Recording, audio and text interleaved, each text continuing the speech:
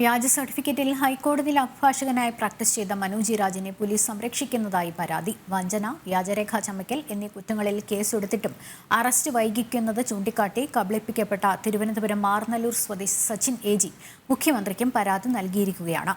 മനുവിന്റെ enrolment bar council റദ്ദാക്കിയിരുന്നു.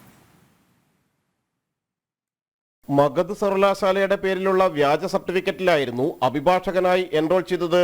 ഈ സർട്ടിഫിക്കറ്റുകളായിരുന്നു കേരള ബാർ കൗൺസിലിന് നൽകിയിരുന്നത്. 2013 മുതൽ പ്രാക്ടീസ് തുടങ്ങിയ മനോജ് രാജ് വ്യാജ അഭിഭാഷകനാണെന്ന് ഒരു കേസുമായി ബന്ധപ്പെട്ട് മനസ്സിലാക്കിയ തിരുവനന്തപുരം മാർനല്ലൂർ സ്വദേശി സച്ചിൻ കഴിഞ്ഞ വർഷം നവംബർ 5-നാണ് ആദ്യം DGPക്കും ബാർ കൗൺസിലിനും പരാതി നൽകിയത്.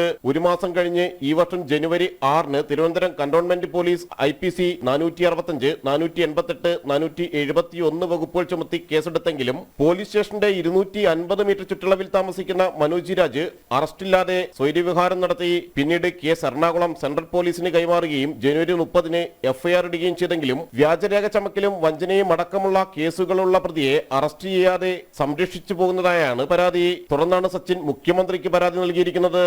അഭിഭാഷകനായി പ്രാക്ടീസ് ചെയ്ത സമയം 53 പേരുടെ വക്കാലത്തും ഏറ്റെടുത്തിരുന്നു.